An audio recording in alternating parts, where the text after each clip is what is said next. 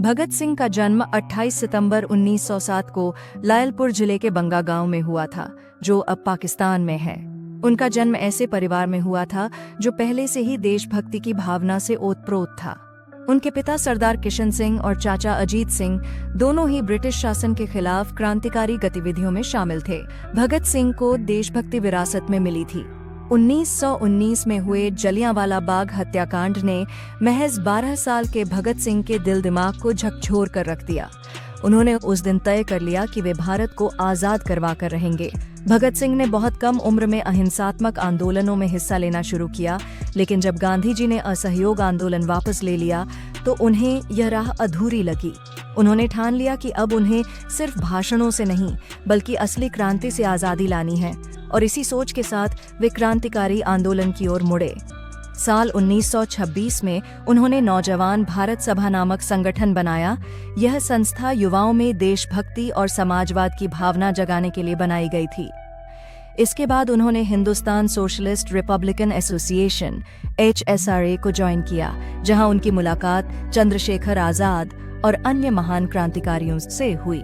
भगत सिंह सिर्फ क्रांतिकारी नहीं बल्कि एक बुद्धिजीवी भी थे।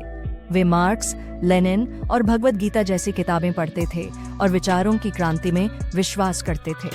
उन्होंने खुद को धार्मिक रूढ़ियों से अलग करते हुए मैं नास्तिक क्यों हूँ नामक एक साहसी और तर्कशील लेख लिखा, जिसने लाखों युवाओं की सोच को झकझोरा।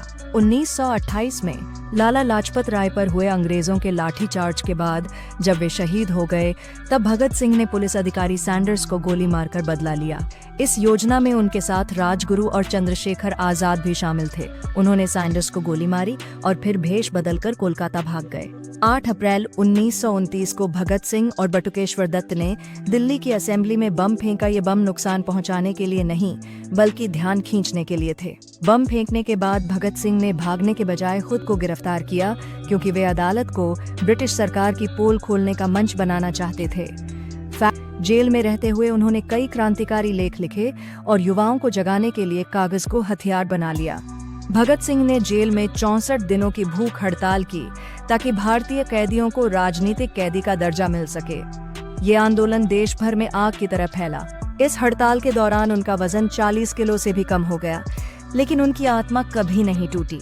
भगत सिंह 4 भाषाएं जानते थे, हिंदी, पंजाबी, उर्दू और अंग्रेजी। उनका सपना सिर्फ अंग्रेजों को हटाना नहीं था, वे एक ऐसा भारत चाहते थे जहां समाजवाद, समानता और शिक्षा हर नागरिक का अधिकार हो। उन पर लाहौर षड्यंत्र केस चला, जिसमें उन्हें फांसी की सजा सुनाई गई। ब्रिटिश सरकार उनसे डरती थी, इसलिए जल्दबाजी में उन्हें सजा दी गई। 23 मार्च 1931 वह दिन जब भगत सिंह, राजगुरु और सुखदेव को फांसी दी गई। उनकी उम्र सिर्फ 23 साल थी, लेकिन विचारों से वे युगों से आगे थे।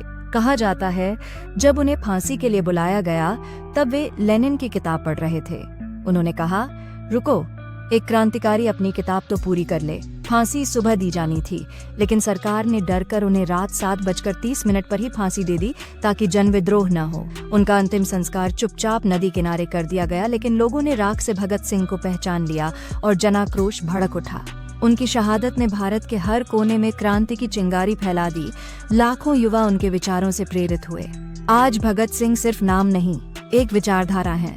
उन्हें हम शहीद-ए-आज़म कहते हैं और वो आज भी करोड़ों दिलों में जिंदा है।